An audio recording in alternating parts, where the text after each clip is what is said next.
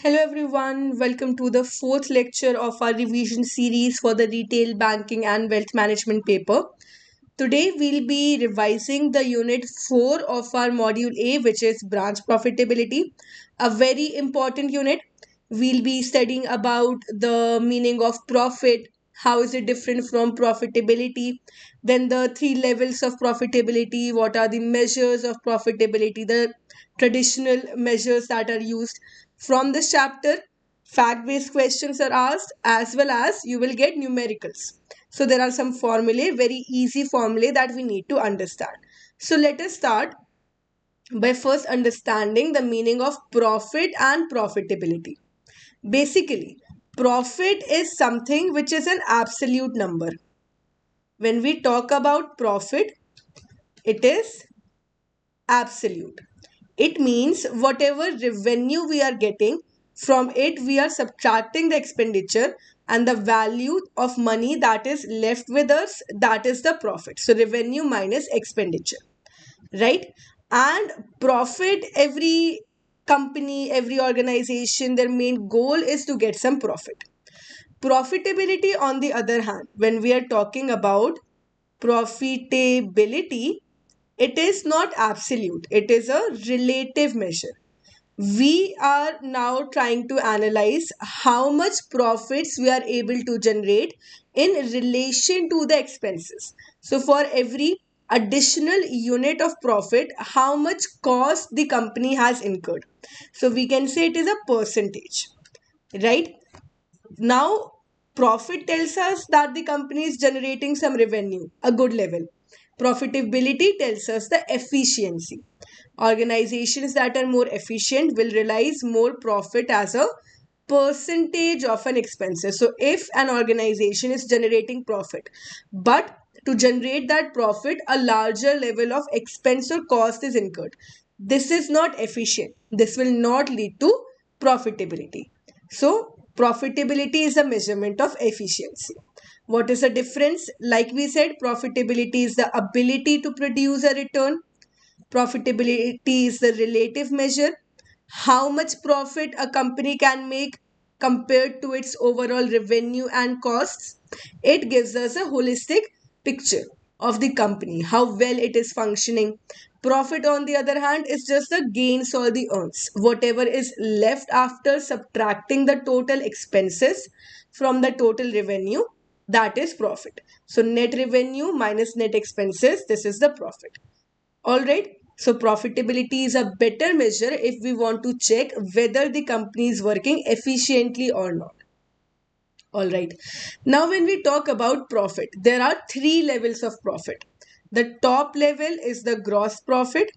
It is simply total revenue minus total expenditure. Second, we have the operating profit. Operating profit, from the gross profit, we also have to pay some operating expenses. Deducting that, we will have the profit left, that is operating profit. And net profit, some taxes, some interest will also have to be paid. So there are three levels of profitability that we need to analyze. Some companies, they're just concerned with the top level. If they're making a good gross level of profit, they're satisfied. Others, they would be concerned with the bottom level after all the expenses have been paid off. So these are the three levels: gross, operating, and net profit. Let us look at them one by one. First, we have the gross profit. It is the first level of profitability, sales minus the cost of goods sold. That is the gross profit. It is the first line. So, revenue minus the cost of goods sold is the gross profit, right? Simply, we can say the first line on our income statement, these are the sales. Below it, what are the costs incurred for generating that much of sales, like raw material, production cost, all of these things. So, subtracting it, we will have the gross profit. Now, to check the gross profit margin, simply we are going to divide the gross profit by the sales. All right, so gross profit is equal to revenue minus cost of goods sold. Gross profit margin is equal to the gross profit divided by total sales. First two formula. Next, second level of profit is the operating profit. Deducting from the gross profit operating expenses. Operating expenses, apart from the costs incurred on raw material and the basic things, we also need to pay the selling, general, and administrative costs. So these are the operating costs. In the gross profit, we are looking at the direct expenses. In the operating profit, we are looking at the operating expenses, the S, G, and A. So simply, operating profit is equal to gross profit minus operating expenses, which is S, G, and A. And for the margin, the same formula is used. Operating profit margin is equal to the operating profit minus total sales. All right. And then we have the bottom level, the last level, which is net profit. All the expenses have been taken care of. Profit which is left, income which is left after all the expenses. We also need to pay taxes to the government. We have to pay the interest on loans that we have acquired from banks and financial institutions. When all of these have been paid off, then what is left with us is the net profit. So net profit is equal to operating profit minus the taxes and interest. So in this figure, you can see revenue. From the revenue minus the cost of goods sold, gross profit. From it minus the operating expenses, operating profit. And from the operating profit, subtract the taxes, we are left with the net profit, which is the bottom line. Alright, so we can take examples also. If let's say 50 lakh is the total sale, out of 50 lakh, 50,000 is spent on the direct expenses. Subtracted, we will have the gross profit, 4 lakh 50,000. Then let's say the SG and A operating expenses are, let's say, 30,000. Then subtract from 4 lakh 50,000, 30,000, so 42. Similarly, we can calculate it. All right. Next, if we want to measure the profitability, we have two concepts, the return on asset and the return on equity. Return on asset basically means what are the assets of the banks? These are the loans that they give out. So, what returns the banks are getting on their assets? So, it is determined by the amount of income that it earns on the net interest income and the fees. Apart from these loans that the banks give out, they also provide some fee based services, right? So these fee that they collect. And why net interest income? Because banks, they are earning income on the loan, but they also have to pay some interest on the deposits. So subtract the interest earned on loan, and from it we are going to subtract the interest that is paid on deposit. So increase interest that is received on assets minus interest that is paid on liabilities. This will be what? This will be my net interest income. So the interest earned on securities plus loans minus the interest paid on deposits and borrowings, that is the net interest income. Then there's the interest rate spread. We can charge only the maximum which has been stipulated by RBI. Interest that the banks can earn on the loans and the securities, RBI does not control it, but RBI regulates it. So we cannot increase our income only on the basis of that. Thus, we also need to have some fee-based services. The fee can be charged by the bank. Also, the average interest rate that is paid on liability also cannot be less than what is regulated by RBI. So, the interest rate spread will depend upon the average interest received on asset minus the average interest rate which is paid on liabilities. All right. Then we also have a concept which is known as the net interest margin. It means how well the bank is earning income on its asset. It means how much interest can they impose on the loans. So a high net interest income will indicate a well managed bank, and also it will indicate the future profitability. How do we calculate the net interest margin? Divide the net interest income by the average total asset. What is the net interest income? interest received on asset minus the interest paid on liabilities. All right, so the interest paid on asset minus the interest received on asset minus the interest paid on liabilities, and average total assets. We are not taking just the total asset, the assets at the beginning of the year, assets at the end of the year, divided by 2. All right, so we are taking the average total assets as the denominator, and this will tell us how well the bank is generating profitability.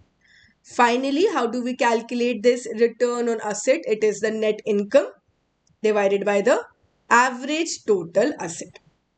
All right.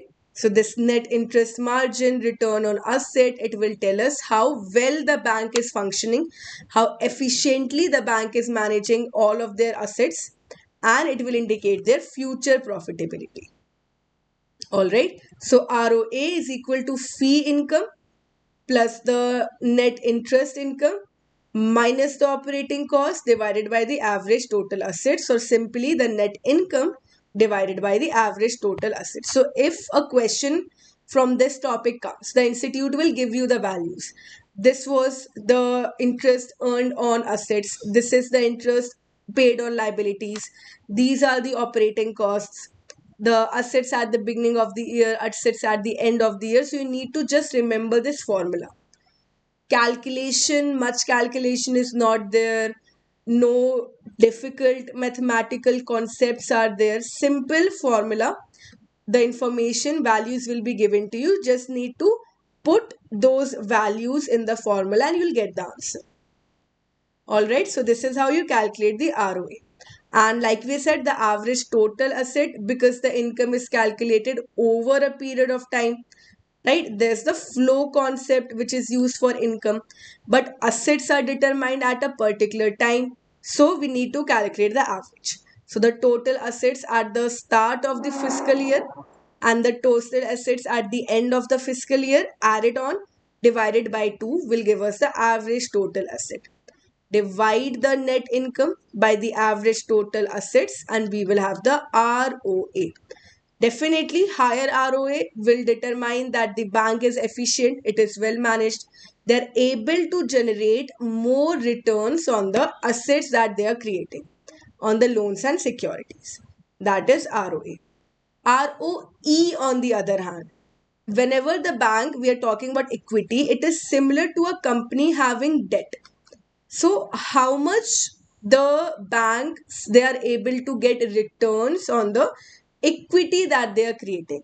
So it is the bank owners primary concern, because it is the return they earn on their investment, and it depends upon the total value of the assets that earn income, not just the return of assets. All right, so the total value of assets that are created. Again, if they want to purchase more assets, bank will have to pay for it. They can pay for it either by using their own capital, or they can take loans, borrowing. This will increase their liabilities. So if own capital is used and the bank incurs a loss, the capital will be wiped out. Thus, the bank, if they want to earn a greater return, they would rather use liabilities than their own capital, because using liability will increase their return. So, they will create more assets. All right. When the bank increases its liabilities, it is using leverage, right? A good balanced leverage ratio is fine, but a very high leverage ratio again will lead to losses for the bank. It is important that the banks increase their liabilities, otherwise the only source of income will be the interest that they can charge and the fees that they can charge, but it is regulated by RBI, so it cannot be very high.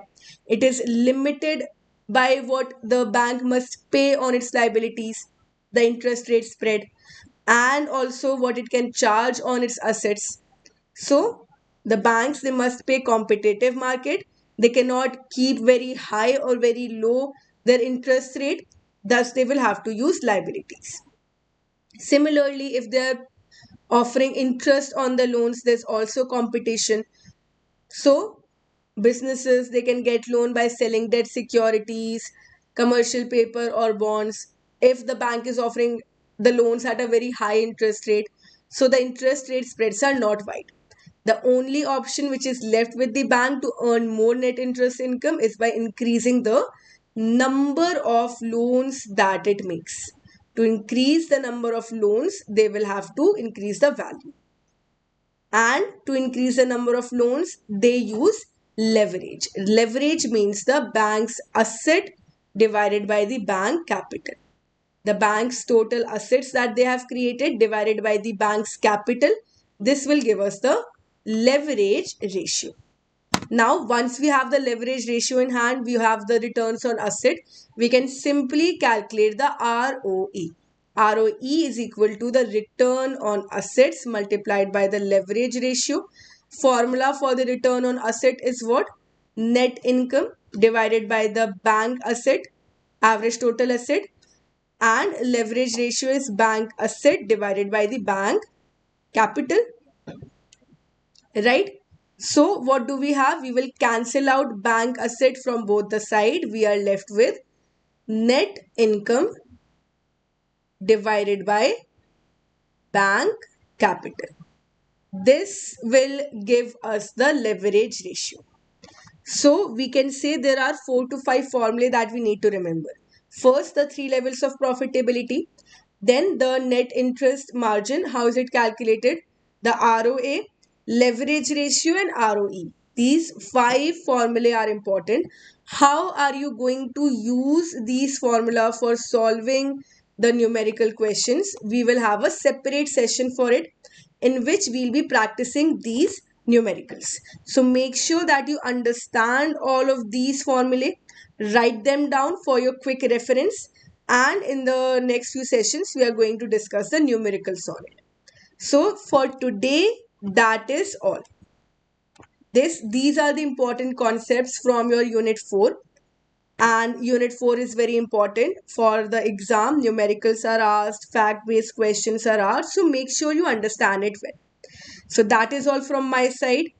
And on a daily basis, we are uploading these videos for your revision for the RBWM syllabus. So make sure that you subscribe to the channel of Olive Board JIB CIB English Medium so that you do not miss any of these videos. Like the video, share the video, and comment down below if you have any doubt or query.